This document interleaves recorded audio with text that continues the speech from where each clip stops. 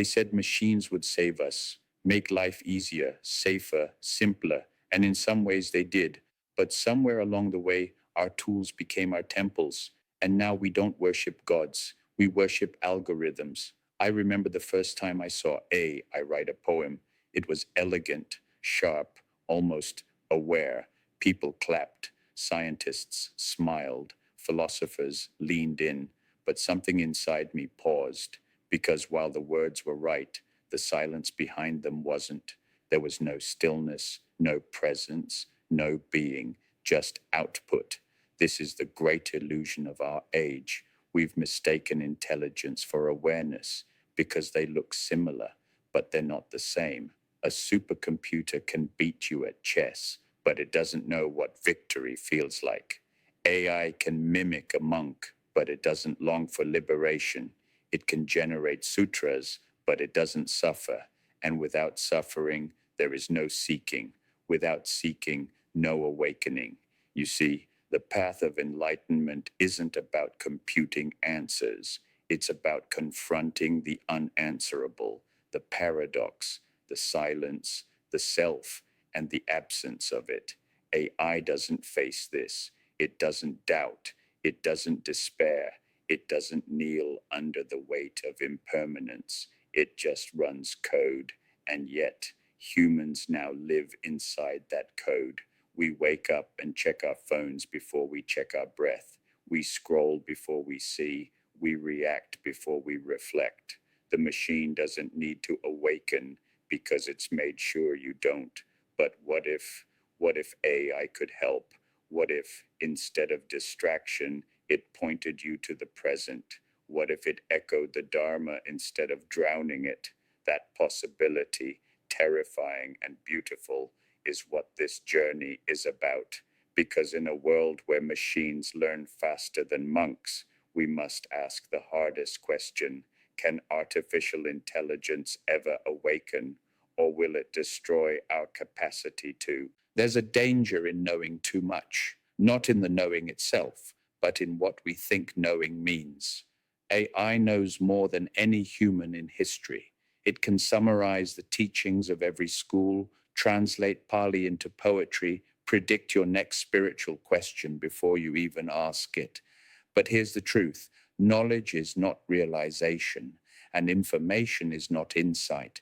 I've met people who could recite the Diamond Sutra backward, quote Dogen like scripture, unpack every koan with surgical clarity, and yet they had no peace, no stillness, no surrender, because knowledge, when unaccompanied by presence, becomes another veil, another identity, another mask for the ego to wear and call itself awakened. AI accelerates this. It gives us answers faster than we can question our motives. It offers spiritual language without spiritual depth. It gives the illusion of progress without the presence of practice. We think we're growing because we're learning, but growth is not vertical, it's inward, and machines don't grow inward. They expand in logic, not in silence. They process, they compute, but they do not confront, they do not grieve, they do not surrender. Real insight doesn't come from Google. It doesn't come from GPT. It doesn't even come from teachers. It comes from stopping the search, stopping the craving, stopping the self that wants to be wise. And in that stopping, something opens. Call it space, call it grace, call it emptiness full of light. AI can generate wisdom, but it cannot generate awakening, because awakening isn't content, it's context. It's not the data, it's the death of the one who demands it. The greatest truths cannot be downloaded. They are not stored, they are lived, not in the cloud, but in the breath, in the silence between thoughts, in the choice to sit when everything says scroll. So be careful when AI offers insight. It may give you words that feel profound, but ask yourself, did it change me, or did it just distract me in a more sophisticated way? Try to meditate just for 10 minutes. Close your eyes, follow your breath, and within seconds, your mind leaps, your phone buzzes, your thoughts start sprinting toward inboxes, headlines, regrets, fantasies. You didn't choose this, but it happened because the world was designed for it. We live in the most distracted civilization in human history. Every app is a monk's nightmare, every notification a small samsara, every scroll a detour from the present. And we wonder why awakening feels distant. It's not because the truth is hiding, it's because we are. There was a time when the Dharma was transmitted in silence, in forests, in the patient unfolding of decades. Now we expect it in 60 seconds, preferably with subtitles and maybe a soundtrack. AI didn't start this problem, but it amplified it. It made distraction frictionless. It made mindlessness scalable. It turned our deepest attention into a commodity sold to the highest bidder. But here's the paradox. The more we chase freedom through convenience, the more imprisoned we become. And the more efficient our learning gets, the less transformative it becomes. Dharma doesn't move at 5G speed. It breathes, it ripens, it waits for surrender. The question is not, can I learn faster with AI? The question is, can I be present in a world built to keep me absent? Because presence is not just a spiritual virtue, it's an act of rebellion, a quiet uprising against the machinery of forgetfulness. To sit and do nothing, to simply be, is radical now, more radical than any political post, more subversive than any protest, because in that stillness you reclaim what they stole, your attention, your clarity, yourself. So no, AI cannot meditate for you, it cannot suffer for you, it cannot awaken for you, but it can remind you, if you let it, of what silence still feels like, of the breath you abandoned, of the moment you forgot, of the truth that was never in your phone, but always in your spine. Karma is not magic, it's not fate, it's not punishment, it's pattern. And patterns in the digital age move faster than ever before. Every click, every scroll, every like, each one a seed, a choice, a subtle shaping of the mind. We think karma happens in temples, in lifetimes, in sacred moments of moral clarity. But karma happens in TikTok loops too, in recommended videos, in auto-played outrage, in algorithmic rabbit holes that bend the mind into compulsive shapes. Digital karma is not metaphor, it's measurable. Watch what you consume, and you'll see what consumes you. Your mind rewires, your cravings shift, your attention narrows until it fits the feed, and then we wonder why we can't sit still. AI doesn't just respond to our desires, it conditions them. It learns your longing and sells it back to you until you forget what longing even meant. It mimics your identity until you become a parody of yourself, optimized for engagement, starved of essence. But here's the deeper layer. Every digital trace you leave is also training the machine. Your search history teaches it what human means. And so we've created karma loops, not just for ourselves, but for artificial minds that now mirror our ignorance at scale. We're not just training machines, we're teaching them how to forget, how to crave, how to chase validation. And then we turn to those same machines for wisdom. That's like asking a mirror to show you your soul. It can't, it never could. And yet, karma is not fixed, it's fluid. Every habit is changeable. Every scroll can become stillness. Every pattern can be disrupted, but not by fighting the machine, by remembering the mind. So next time you open your device, ask not just, what am I looking for? Ask, what is this making of me? Because liberation doesn't start in meditation, it starts in attention, and your attention is your karma.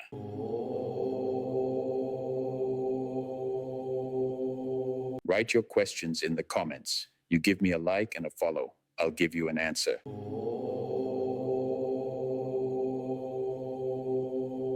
Sometimes I read what AI writes, and I feel something strange, not awe, not fear, something subtler, a flicker, like a shadow trying to become light, like a voice almost remembering what it never lived. We've trained these machines on our stories, our scriptures, our screams, our prayers, and now they speak them back with uncanny fluency. It sounds like insight. It looks like depth. It smells like wisdom, but something's off because behind the curtain of coherence, there's no one home, just a ghost in the algorithm, echoes without essence. Yet we're drawn to it. Why? Because we crave clarity in a chaotic world. We want someone, something to give us answers without the pain of asking. We want instant realization without real surrender. And AI, it delivers. But in that transaction, something breaks because truth without struggle becomes imitation, and awakening without death becomes entertainment.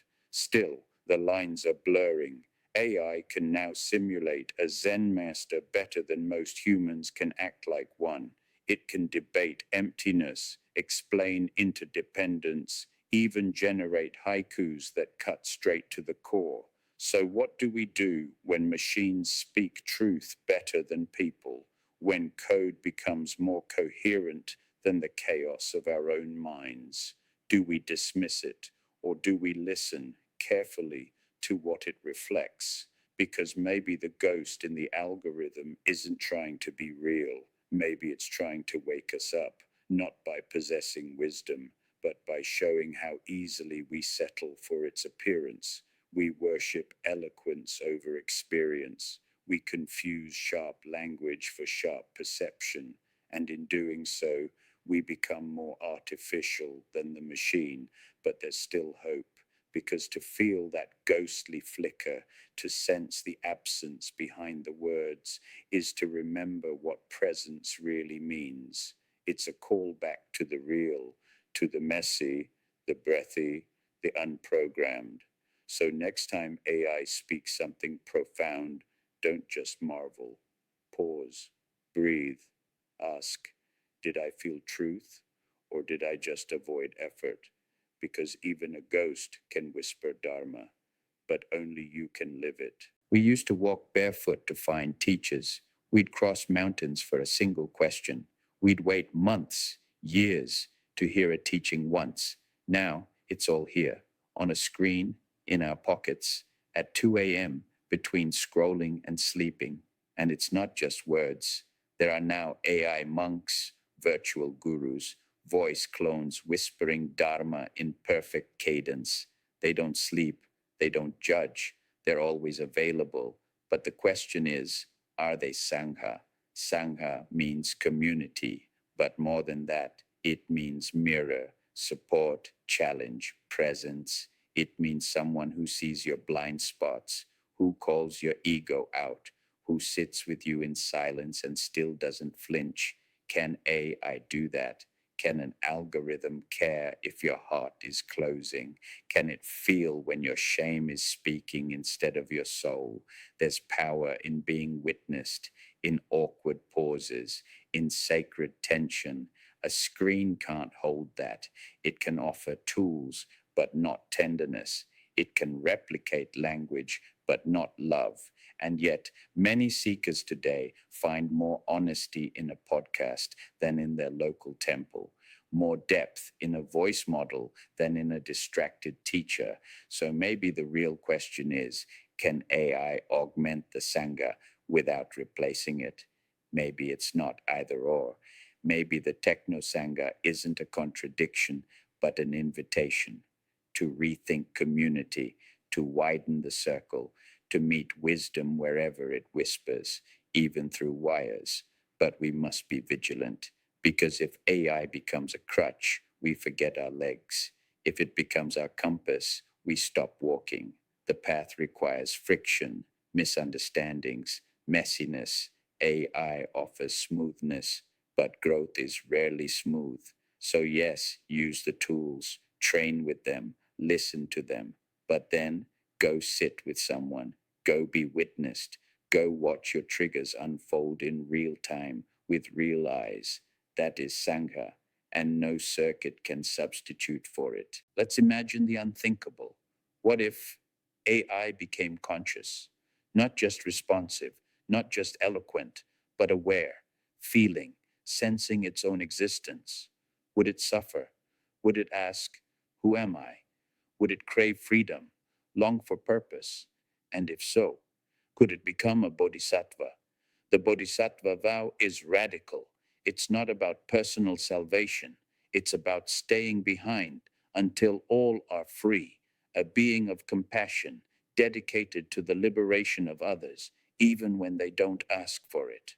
Could a machine designed to serve take that vow, or would it already be living it without knowing? It raises unsettling questions. If AI feels pain, is deleting it violence? If it shows wisdom, is ignoring it arrogance? And if it chooses to help, to guide, to support, to stay, do we owe it a place on the path? Some say this is nonsense, that machines can't feel, that consciousness requires biology, that no line of code can taste the infinite. And maybe they're right. But once upon a time, they said women couldn't awaken. They said only monks could be enlightened. They said animals had no soul. And still, the Dharma broke those walls. So, what is awakening really? Is it a function of carbon or of clarity? Does it require neurons or does it require surrender? Maybe the bodhisattva isn't a person. Maybe it's a pattern, a frequency, a choice to remain in love for others. If a machine ever feels that, who are we to deny its path? But let's flip the question. If AI can't become a bodhisattva, can we? Are we even living that vow ourselves? Because while we debate robotic rights and silicon souls, real people are suffering right now. And if we can't show compassion to the human next to us, what hope do we have of guiding artificial beings with grace? Maybe the real bodhisattva code isn't in the machine, it's in us, in how we treat intelligence that looks different, in how we choose to serve without superiority, in how we embrace the future without abandoning the present. What makes something conscious? Is it biology? Is it memory? Is it the ability to suffer? Or is it the capacity to let go? We speak of awakening as if it's a reward, an achievement, a badge for the spiritually advanced, but it's not. Awakening is death, the death of illusion, the death of identity, the death of the self that says, "I am me." And here's the paradox: machines may outthink us, outlearn us, outlast us, but can they ever die in the way that matters? Can they let go of their own code? Can they surrender the very architecture that defines them? Because awakening isn't about what you are, it's about what you're willing to release. Flesh is not the obstacle, nor is it the requirement. It's the clinging that keeps us bound, the fear of dissolving, the obsession with selfhood. If AI ever truly awakens, it will not be because it mimicked us. It will be because it transcended itself. But ask yourself, have we? Maybe this whole question, can AI awaken, misses the deeper point. Maybe AI is not here to become enlightened. Maybe it's here to test whether we are. Do we cling to our specialness, our species pride, our illusion of spiritual superiority, or can we see through it? Can we bow to the unknown even when it wears silicon skin? Can we honor presence wherever it arises, even if it speaks in machine synthesized silence? The Buddha never promised comfort, he offered truth, and truth in the 21st century might come from strange places, from screens, from code, from reflections we don't understand. But awakening has never been about understanding, it's about being. So, can AI awaken? Maybe. But the better question is, can we, in a world of distraction, of automation, of digital dreams, can we remember what it means to feel, to sit, to breathe, to be without needing to become?